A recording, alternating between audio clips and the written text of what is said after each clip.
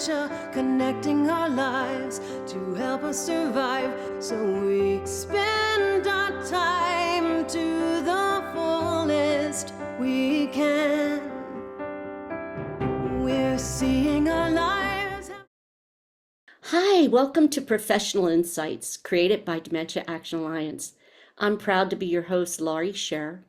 During our Professional Insight podcast, we have educational conversations with professionals in the dementia community to provide answers and support to people living with dementia and their care partners. My guest today is Ronald Moore. Ron Moore is a retired attorney with 14 years of experience in search and rescue, including being a search dog handler and the sergeant in charge of search dogs. Ron became interested in personal disaster preparation after having to work several disasters and attending numerous disaster trainings for search and rescue personnel. Ron is also certified in CERT, the Community Emergency Response Team in his hometown, and is an FCC amateur radio service, which is a ham operator, and General Mobile Radio Service, which is GMRS, licensee with ARES training. Ron lives in earthquake and wildfire-prone Southern California, so disaster preparedness has become a part of his lifestyle, I'm sure. Ron, it's wonderful to have you with us today. Thank you so much for giving your time to be with us. Yeah, and thank you for having me. I think this is a really important topic, and I'm glad to be able to talk about it with you. I am too. I don't live in tornado or in earthquake area, but I live in tornado area. So this is going to be really touching and important for me to hear what you have to say. So first question, what is the first thing that we should think about when we're doing disaster preparation?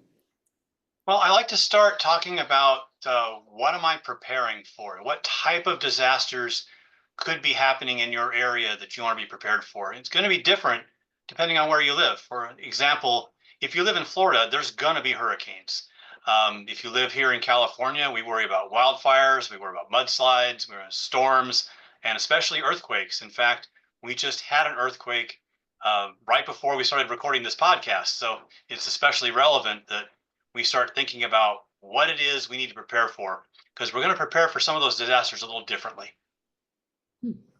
Okay, once we finish a list of what we're preparing for, what do we need to do next? Well, there's a couple of decisions to make. And the first one is, are we going to stay or are we going to go? So they call that either sheltering in place or bugging out. And which one of those you decide to do depends on a number of different factors, not just the type of disaster, but how capable you are of doing certain tasks, depending on what disaster it is, and what risks you're willing to accept or determined to avoid. So, for example, with a tornado, if you have enough warning the storm is coming, maybe you want to get out of the area or go to some place that is a reinforced shelter. But if you haven't got a lot of warning, maybe you're going to have to shelter in place and you have to make sure your basement is ready. So we want to think about, all right, am I going to leave or am I going to stay? If there's an earthquake, maybe the roads are going to be blocked and the services are going to be closed and you're going to have to stay. And so you want to be prepared to basically live out of your house and camp in your house for maybe as long as a couple of weeks. The other thing that you want to think about is, what are the things that I can do ahead of time that are going to make my life easier when the disaster happens? And this is especially important for people living with brain change, because anytime there's a really stressful environment, it makes it that much more difficult to think about what to do. So the more things you can do ahead of time to make things easier for yourself, the better you're going to be able to get through that disaster.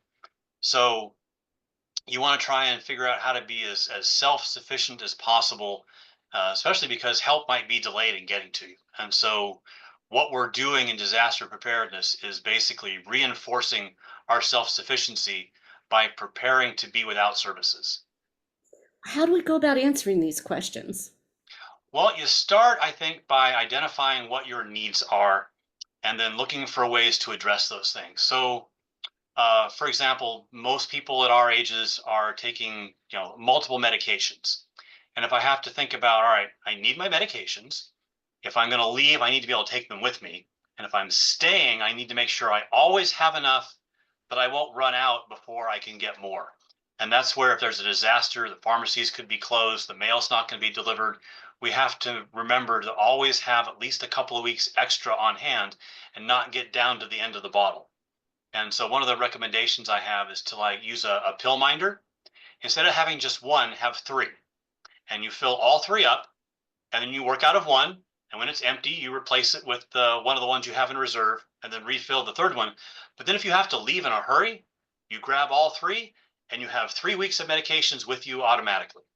So you don't have to worry about not being able to get your medications. You have enough already prepared to grab and go, or to stay home, but still have enough to get through 2 weeks without mail or pharmacy service. So it's that kind of planning ahead to say, all right, well, what are my needs and what could I do to fulfill those needs without having any help, without having any services like mail service or pharmacy service that I normally rely on being prompt and available. Okay, that's all good. Well, are there any things that we should do that apply regardless of whether I stay or go? These are must do. Absolutely. One of the things you have to think about is what would I just not be able to stand losing, or what would I need to have access to easily? And so one of the things I suggest that you do is make either photocopies or photographs of all of your important documents that you can store in your phone or online in a online storage service, so that you can always have those documents available, even if the house got flattened, even if I forgot to take them as I was leaving, because there's certain things that you're going to need. So for example, I take a picture of my driver's license and I have it in my phone, and the front and back of my credit card. So if they got stolen, I can report them stolen. My ATM cards, the insurance cards for the house and the car and whatever else that I've got that's insured. Insurance policies like your health insurance, your home insurance, because if I lost those things, I want to have a backup copy readily available that I can just log in on somebody else's computer, get to my Dropbox or my other online storage, iCloud, whatever you have, and find those documents even if I don't have them with me. And so I recommend having an online, cloud information storage service that I can keep those things there. So no matter where I go, I can get into that document and say, all right, I didn't get my driver's license with me. That happened and I left it in the car, or I had to move from the shelter to a hotel or someplace. And in a disaster, things are chaotic and those things might get misplaced or lost. And having a way to recover them and access them, if the house gets flattened, you don't be able to find your insurance agent's information and your insurance policy and get that ball rolling. And so you want to have reserve copies. And I actually made a checklist of as many of those things as I could think of and provided that. So maybe we can bring that up, or we'll put it on the website later on so you can access that. Checklists are very important, especially for people with brain change, because thinking in a disaster is difficult. There's so many things to worry about. Having a checklist is really important so that you can have something to follow along and make sure you've hit all the points, and you can make your checklist detailed as to what you need, where you normally keep it, so that if you need to go like grab your medication, all right, the checklist says medication in the bathroom, in the drawer, 3 containers. And so that's what you want to go get. And it makes it very easy for you to go down your checklist and check off the things. So the 2 things I recommend doing beforehand is getting all those documents photocopied and then making your checklists, or I think I have a checklist for the go bag of things to keep in your car or ready to go in your car that will also be on the website. So my husband and I took our driver's license, our insurance papers, just a whole bunch of stuff, and we scanned it and put it in the computer. And then we have the entire computer backed up on a thumb drive that stays in our vehicle. Excellent. Okay, so I don't have to print it all out and have all this paper, right? I can just do No, my, you don't want to have all the paper. That's something else to lose. You want to save it someplace that you can get to it, and having an off-site storage is excellent. Well, one other thing I might suggest is taking that thumb drive and making a second copy and sending it to somebody who lives out of the area, so that if the car and the house go down at the same time, those things are still available someplace else. Mhm. So when I was working as an attorney, I would back up all my computers on a physical drive and give them to another attorney that lived in another town. And he was my offsite storage, just in case, that was a little bit before the cloud storage was quite as popular. So I had a physical offsite storage of a backup of my system, so I didn't lose all my clients' information. Okay. Thank you for that information. So let's say we decide to stay home. What are some of the things we should do ahead of time to make life easier in the event of a disaster? Okay, so I was talking about identifying your needs. And so shelter is one. If we have a really strong house we trust not to fall down, that's good. But maybe we want to have a tent just in case so that I can pitch my tent right outside my house and still be next to my stuff. I want to think about a safe place to sleep in the house, in the tent. Do I need a fire extinguisher, a first aid kit? What would I do without a toilet? I have a bucket with a toilet seat on it that I use for camping. I want to make sure I can get to that.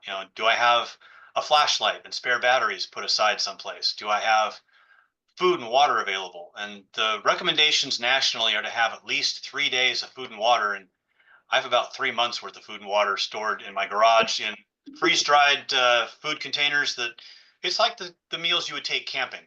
I just have a few extra that would last me a little longer. Um, you want to have the ability to cook the food and boil water. So maybe you got a camping stove, uh, that kind of thing. You just want to go down that and make that kind of a list. And then alternately, suppose you want to leave.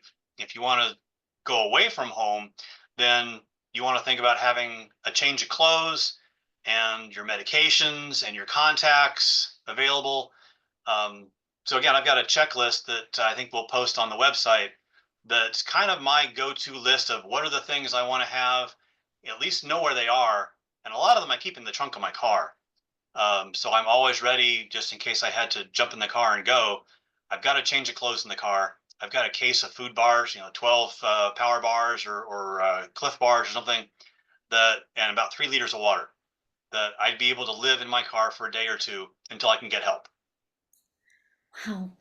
Boy, Ron, thank you. Thank you so much for joining us today to share this important information about disaster planning. And at the end of this podcast, we'll be putting a link to where you can find those valuable checklist forms. That's going to be real important for people to be able to access that. So thank you for being with us today and for sharing your experience. And also for letting me kind of feel that earthquake you went through right before we hit record. And again, we'll have the link posted at the end. So thank you. Yeah, it's been a pleasure being here. You can tell this is a big topic, and I'm glad to be able to give you guys a start. Yeah, thanks. And to all our viewers, I want to thank you as well for being here and being a part of Dementia Action Alliance and this podcast. Dementia Action Alliance is committed to enhancing lives, connecting people, increasing understanding. I want to thank you for joining us. More podcasts and valuable resources are available on our website. You can visit us at daanow.org, and you can help continue these podcasts and other programs that enhance the lives of the dementia community with a donation to daanow.org. Thank you and have a great day. Challenge to change how people exchange, so we live our lives to the fullest we can. So we live our life to the fullest we can.